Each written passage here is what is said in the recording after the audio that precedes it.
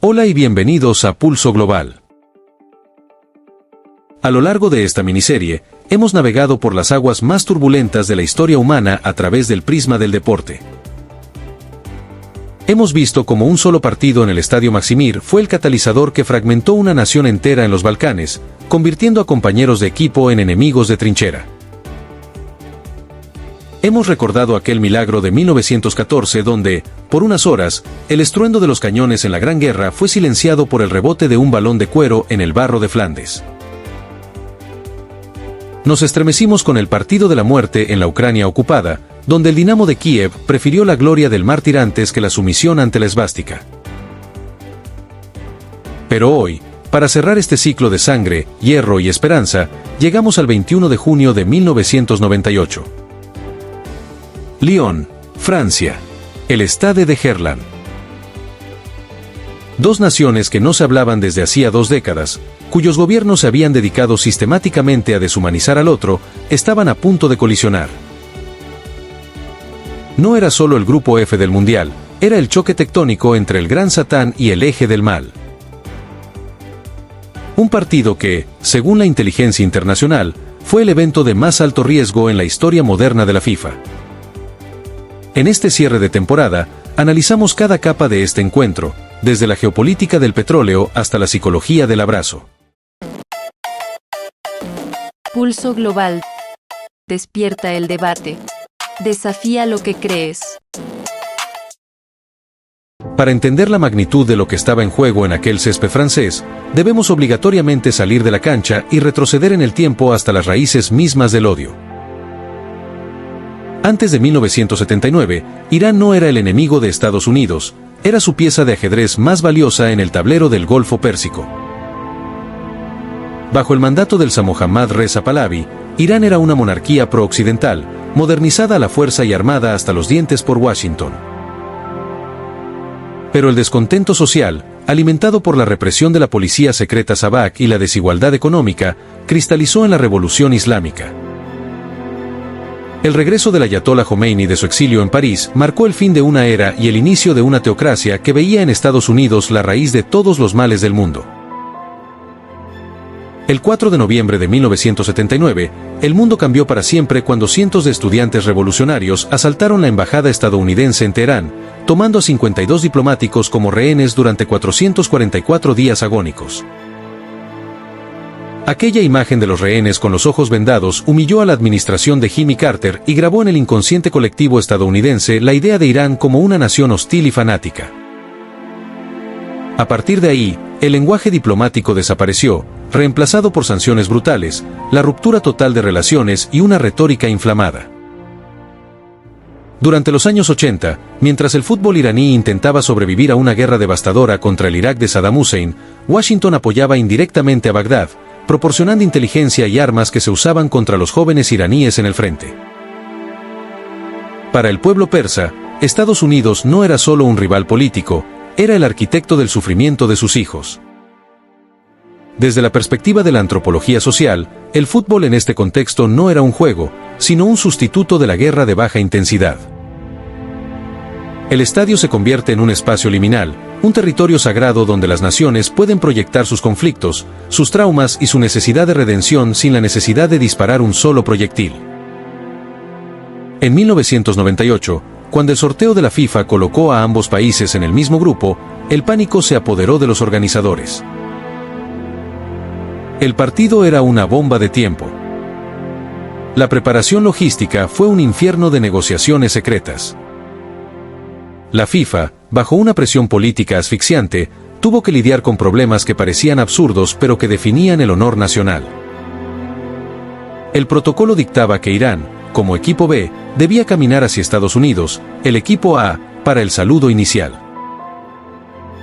Pero en Teherán, el guía supremo Ali Khomeini dio una orden inquebrantable. Ningún iraní caminaría hacia un estadounidense, pues se interpretaría como un acto de sumisión ante el imperialismo. La tensión en las reuniones previas era tal que el delegado de la FIFA, Mehrdad Massoudi, tuvo que emplear toda su astucia persa y su formación internacional para convencer a la delegación de Estados Unidos de realizar un gesto histórico. Serían ellos quienes caminarían hacia los iraníes. Este pequeño ajuste protocolario, que para un espectador casual pasaría desapercibido, fue en realidad la primera gran victoria de la paz. Fue la aceptación de que la jerarquía política no tenía lugar en el círculo central del campo. Pero el peligro no estaba solo en las órdenes de los gobiernos. En las gradas de Lyon, la amenaza era física y tangible. Los Mujahedin Khalq, un grupo terrorista y político opositor al régimen de los ayatolás, habían comprado más de 7.000 entradas. Su plan era orquestar una invasión de campo masiva y utilizar la señal de satélite mundial para lanzar su mensaje político, convirtiendo el partido en una carnicería mediática. La inteligencia francesa, la DGSE, tuvo que desplegar un dispositivo de seguridad sin precedentes. Agentes infiltrados entre los aficionados, francotiradores en los techos y un control estricto de cada pancarta que entraba al recinto. Se dio la orden a los camarógrafos de la televisión francesa de nunca enfocar a las tribunas si se producía una manifestación política, manteniendo el foco exclusivamente en el deporte. Era una guerra de percepciones. Y entonces, ocurrió el milagro de las rosas. Mientras el mundo contenía la respiración esperando insultos o gestos de desprecio, los jugadores iraníes salieron al campo llevando ramos de rosas blancas. En la cultura persa, la rosa blanca es el símbolo más alto de la paz y la sinceridad de alma. Al entregarlas a los jugadores estadounidenses, los iraníes no estaban solo siguiendo un protocolo, estaban desarmando psicológicamente al enemigo. En ese instante, la psicología social de las masas se transformó.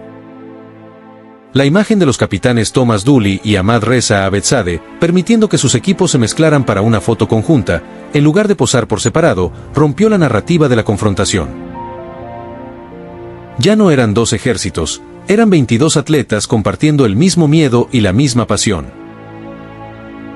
El prejuicio comenzó a desmoronarse bajo la potencia de la imagen. El partido, desde el punto de vista técnico, fue una batalla de voluntades. Estados Unidos, con un equipo que buscaba consolidar el crecimiento del soccer tras el Mundial de 1994, atacó con una ferocidad inaudita. Estrellaron 3 balones en los postes. La ciencia deportiva podría explicar esto como una combinación de mala fortuna y la tensión biomecánica acumulada por la presión del evento. Los jugadores estaban físicamente tensos, lo que afectaba la precisión milimétrica necesaria para el gol. Irán, por su parte, jugaba con una mística religiosa y nacionalista. Al minuto 40, Hamid Stili conectó un cabezazo que parecía llevar el peso de 70 millones de personas. Su celebración, llorando desconsoladamente mientras corría, se convirtió en la imagen definitoria de la historia deportiva iraní.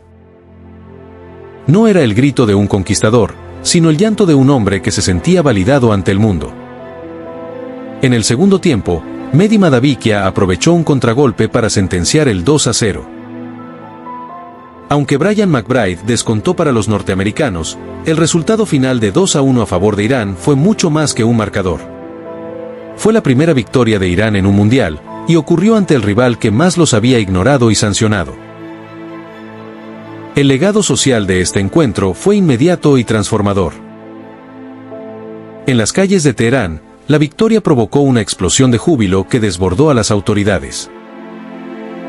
Miles de mujeres, desafiando las estrictas leyes de modestia y comportamiento del régimen, salieron a bailar y celebrar con los hombres. El fútbol logró crear una grieta de libertad en un sistema cerrado. Al final del juego, los jugadores intercambiaron camisetas en un gesto de hermandad absoluta. Jeff Agos, defensor de EU, dejó una frase para la eternidad: "Hicimos más en 90 minutos que los diplomáticos en 20 años". Ese partido abrió la diplomacia del fútbol, permitiendo que 2 años después se jugara un amistoso en Pasadena, California, donde las banderas de ambos países ondearon juntas sin incidentes.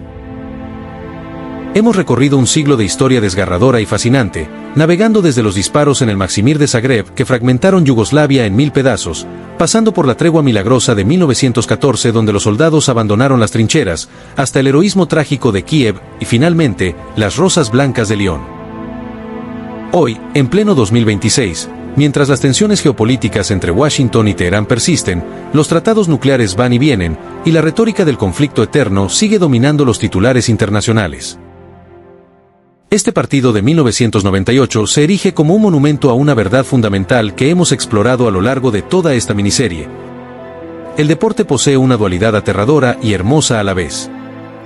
Es capaz de ser la mecha que enciende la desintegración nacional y la guerra civil, pero también es el único lenguaje universal que sobrevive para puentear el abismo de la ideología y el odio.